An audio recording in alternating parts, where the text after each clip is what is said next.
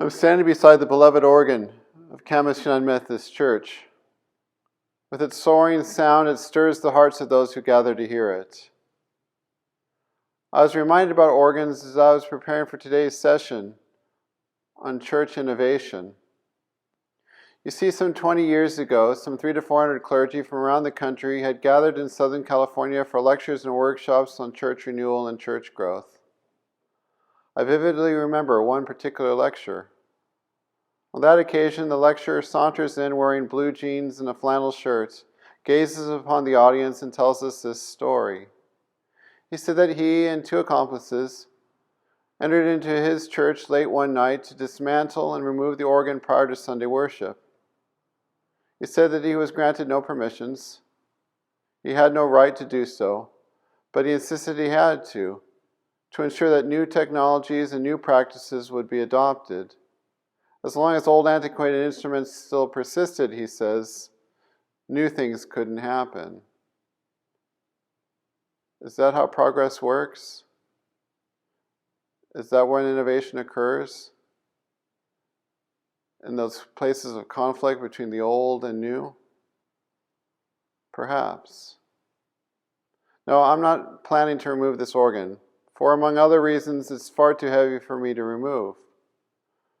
But my story serves as an illustration to remind us that sometimes old practices and old habits, old routines, and old instruments have to be set aside and maybe even discarded to allow for innovation to find root and grow. Stay tuned as we hear from Alexa Eisenbarth as we learn about innovation.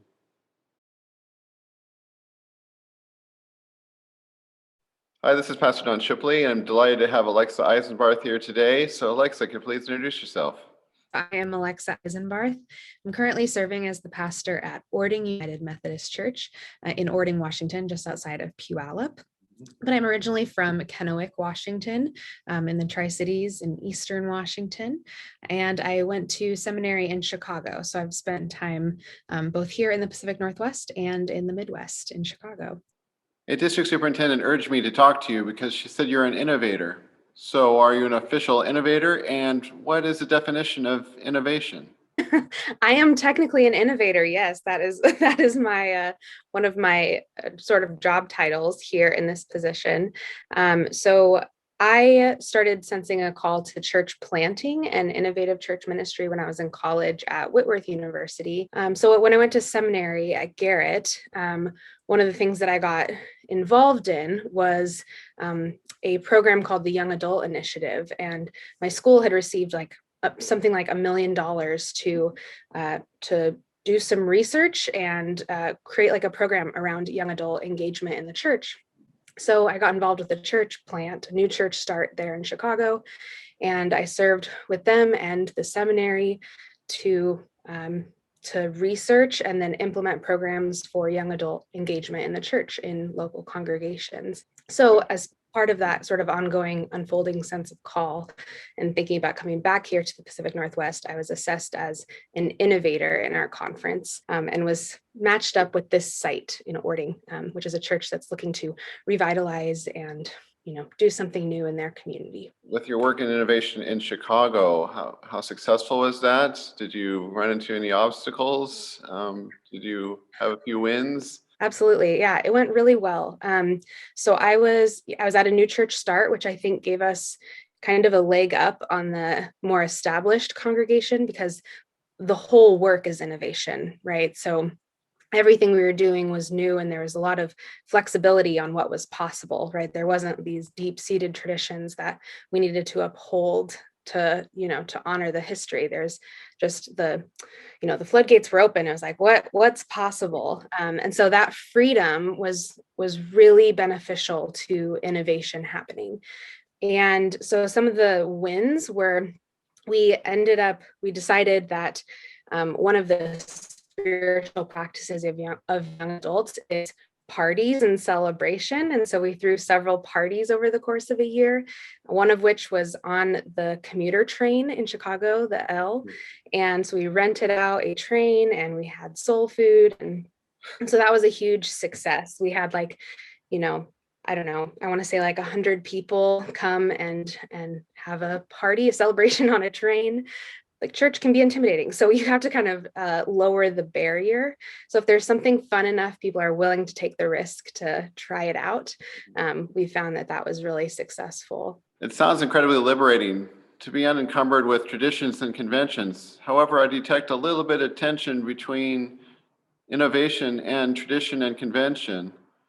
What are the obstacles that prohibit or inhibit innovation? I think the word innovation, I guess I'll go back to that a little bit, Mhm.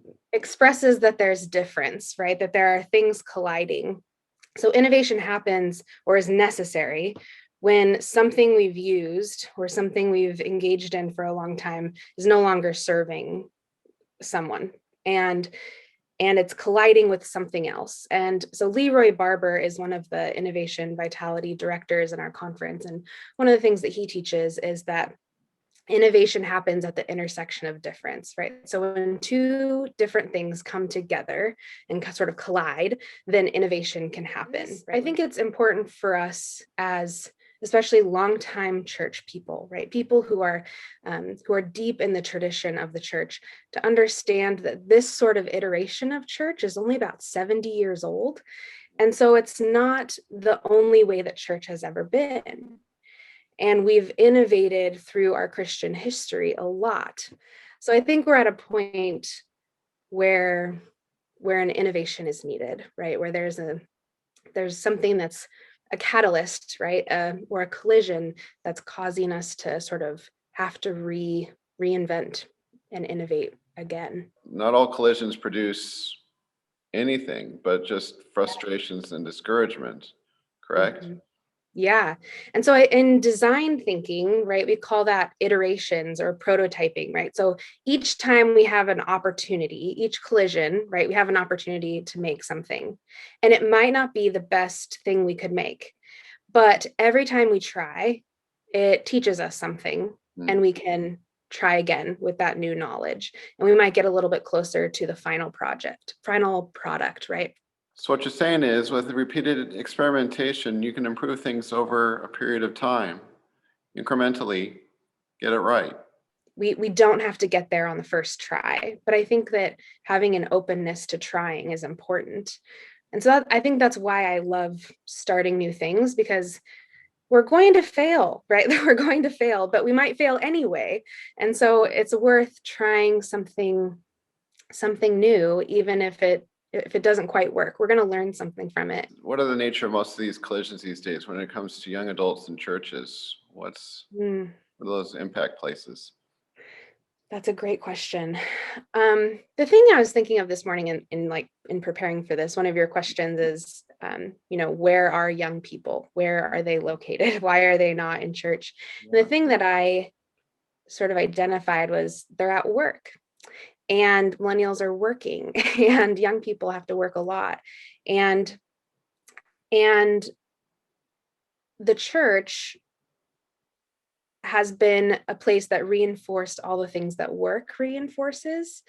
And I don't think that's for the better. So for example, capitalism and work tells us that we are what we make, and that our value is inherent in our productivity and our, hard work, our time. And so when we go to church and we hear some of the same things, or our structures of church are sort of built the same way that our workplaces are, right? It's not a place of refreshment or nourishing. It's a place of more work. And I don't necessarily know what the solution is to that at this point, but that's one of the collisions I see. And what else? The church has gotten it wrong on some things, and there's like young people have some different maybe social politics or social understandings than what they conceive the church to have. So is it an us versus them in regards to refreshment, toil, social justice, and more? I think it's more, rather than a either or, than like, Hmm. then we're standing on a ledge, right? And we can either lean towards shame, demand, command, or lean towards that there's like there's a joy in service. But you're also in a context, you're working in a local church comprised of people who largely were raised with the old 70-year-old plan and so on. So tell me a little bit more about your particular context. And full disclosure, I served in your church for 2 years, some years ago. Yeah, So tell us a little bit about your church. definitely. Yeah. So Ording United Methodist Church was founded sometime before the 20th century, right? So around 1889, I believe. So we're like 130 so years old. So the church was founded at the founding of Ording and the founding of the state of Washington.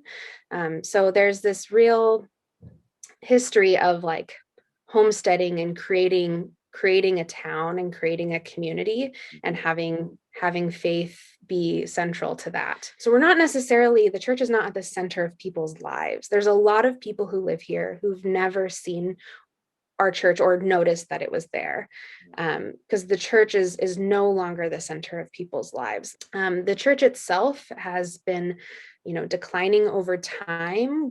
Before the pandemic, we were worshiping at like between 14 and 20 people a Sunday. The congregation is aging. Almost everyone is over the age of 60, with a few exceptions. So it's sort of a representative of sort of the state of United Methodism, especially in our area. They're at a point where they've accepted this reality, right, that this is happening. And so there's an openness there to something new because they would like the church to continue being an influence on the wider community. So they've been receptive to innovation. So what have you incorporated? What have they adopted or embraced in an effort to see that transformation? Yeah, definitely. So I think the pandemic, so I was here for like 9 months before the pandemic began. So there wasn't a bunch of innovation that I implemented at the start of my time here. But when the pandemic hit, right, everyone had to innovate, right? There's this another crisis moment, right? Another collision. Something is colliding with us and you have to innovate. You have to decide to do something new. And so there's been I think difficult for some people, but others have really embraced, worshiping with us online. We've transitioned to a Zoom Bible study. And even more recently, we are focusing more on discipleship rather than focusing on primarily just worship on Sunday mornings. So starting at the beginning of the year, we switched to worship just once a month in order to dedicate one Sunday a month to different facets of discipleship. So the first Sunday of the month, we worship. Second Sunday of the month, we focus on devotional practices. And the third Sunday, we focus on acts of compassion. And then the fourth Sunday is a call to some act of justice. So on the first Sunday of the month, when we do worship, I put together a worship video. So we have music and a sermon and sort of a more traditional pieces to our worship time together. But in the other weeks, when we do devotion, compassion, and justice, we still have some grounding scripture. But there is a call to action, some sort of call to an act. So one of the things we've been talking about is that discipleship is not just things we believe, but discipleship is our acts, right? They're acts of discipleship. They're things we do. And that when we do things that are faithful and good and things disciples do, then we become disciples, right? So it can happen sort of in both directions, belief to action and action to belief. A devotional practice would be a certain prayer practice or spiritual practice that we call people to. It might be a prayer walk around the neighborhood. An act of compassion. One week we wrote cards to the teachers in our school district. And so people turned in cards that they wrote to encourage teachers. An act of justice would be like writing to legislators about a particular issue. So that's primarily what we've been doing. But they have to give up something, don't they? It requires a sort of a release of the hands on the thing we've been holding on to, right? And the thing we want to save. Yeah. And have our fingernails into, that we want to hold on to and save. And I understand that impulse. It's such a human impulse. But if we can just ease up a little bit, then we might be able to see what's possible next, right? And what else we might be able to do. But I'm also being mindful of those people who are clinging on to things that they cherish. What do you do with those individuals? There's so much people don't have control over in their life. And so church is a thing that people have some control over and participation in. And it's one of the only places in our life that lay people, right? People who engage in the organization have power and decision making power.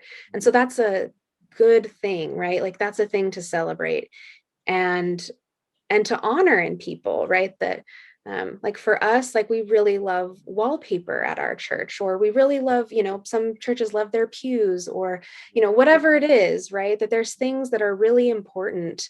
And so there's empathy with that. And sometimes it's worth having the outright conflict, right? And getting it all out there and sort of having a sort of agitating conversation. Mhm. But sometimes it's also worth just like a consistent conversation over time, right? So maybe it's just bringing up a particular thing and preparing people and saying, I think this is on the horizon for us, right? I think we need to start making a plan.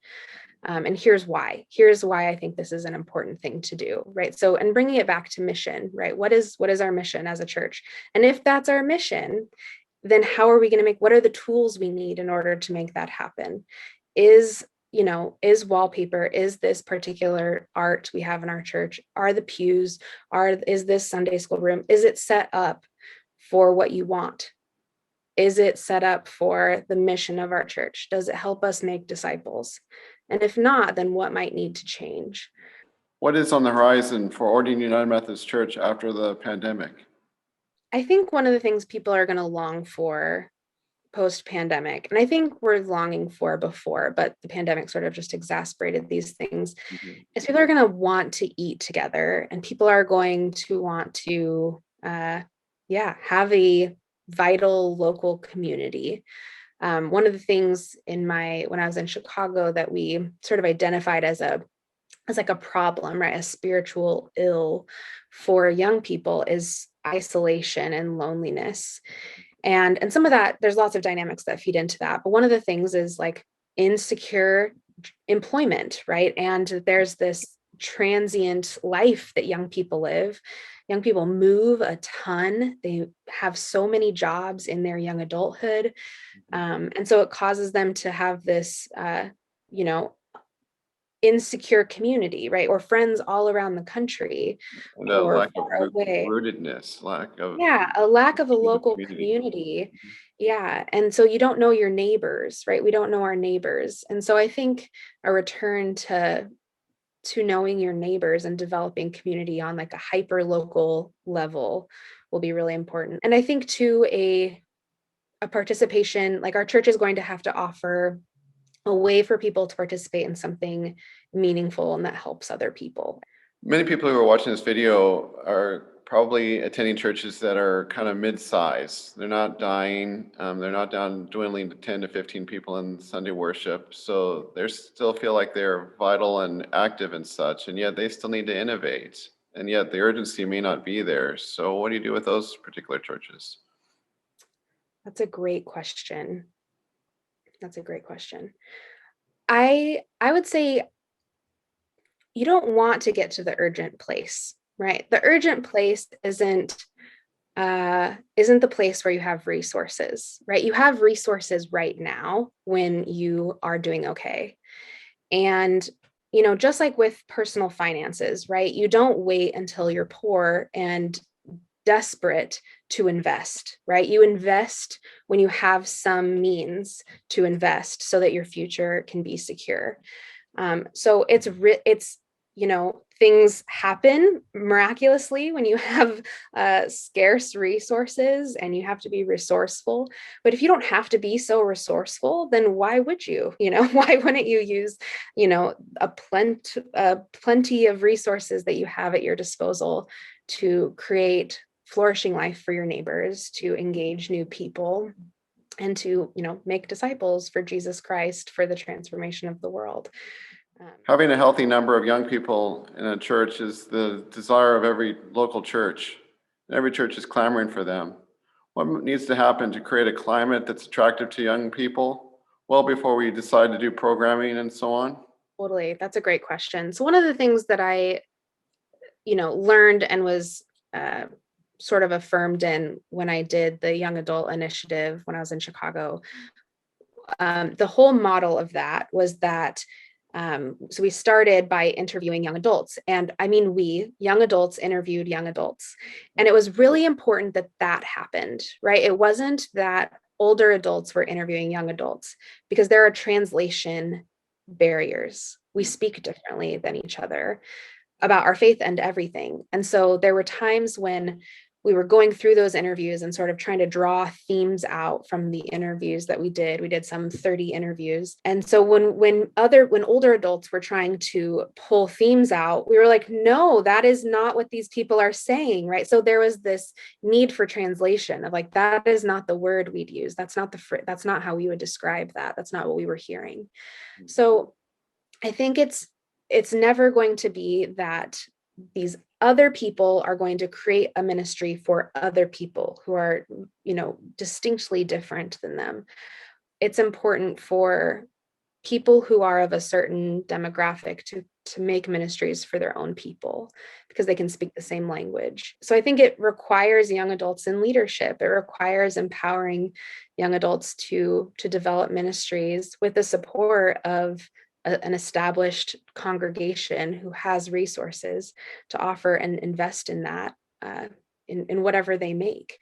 And it requires an openness to allow that person to develop something that you might think is strange, that might be strange to you, and to love and care for and support and empower that young adult. How do we go about understanding the needs and unique issues and challenges that face our young people today? Absolutely. I think questions are a really good place to start. And one of the best skills I think we learn as ministers, especially in pastoral care, is to ask open-ended questions. For many people who may be watching this, they may think, well, we appreciate all your enthusiasm and joy and energies to do this, but they might see what's ahead to be an onerous, overwhelming, difficult, and challenging task. What kind of encouragement can you give them to assure them that this road still has its rewards and blessings and opportunities if they forge ahead? Well, I'll tell you that I know, and I'm aware that I come off very confident and assured, and like I know what I'm doing. And the thing is that innovation work, you are creating things as you go. And most of the time you can't see the next step, or you can see just one step ahead of you. And it's really scary. And there's so much risk involved. And I can't promise you that there's going to be huge rewards. But the process of it, right? The sort of the spiritual posture that is required of you, which is to ungrip your hands just a little bit from the thing we're holding on to, is worth doing. It is completely worth doing. And because there's freedom in it, right? And it's a walking back from the course we're on, which is idolatry, right? When we hold on to things, they become idols, and it will separate us from God. I like the whole idea, the visual of me just hold on to this item and finally reluctantly setting aside, raising my head, looking up and see new possibilities. But until I leave this, I won't see anything else. Yeah. It's a powerful image of what idolatry can do. Mm-hmm. What scriptures inform your work or inspire you? Yeah, that's a great one. So many, so many. But the one I was thinking of this morning is so I'll back up a little bit. So Peter Berger is a sociologist. I did sociology in my undergrad, and he talks about religion as a sacred canopy, as this thing that, and faith communities as a sacred canopy, as this thing that grows up and covers us, right? Is a thing that protects us. So one of my favorite scriptures is Psalm 91. And in that psalm, it talks about how we are under God's feathers, and under God's wings we'll find refuge. So that's sort of my vision of church, is this protecting place, this covering. Is that what you're trying to cultivate at Orient Church? I Is, think so. Yeah. Yeah. A place that protects people and gives people a sense of meaning and safety and a way of understanding the world. Yeah. what song or hymn inspires you? Yeah. One of my favorite hymns is It Is Well. Why that one? Well, there's this line. So in one of the verses, it says, even so, it adds this phrase, even so, it is well with my soul. And I think that song does a good job of acknowledging all of the chaos and the harm and the terror of the world. And even so, it is well with my soul. Powerful imagery. Thank you. Well, Alexa, I really appreciate the conversation. I hope everybody finds it inspiring as I have. Thank you for sacrificing some time to talk this over with us. Absolutely. Thank you for inviting me. May God bless you. You too.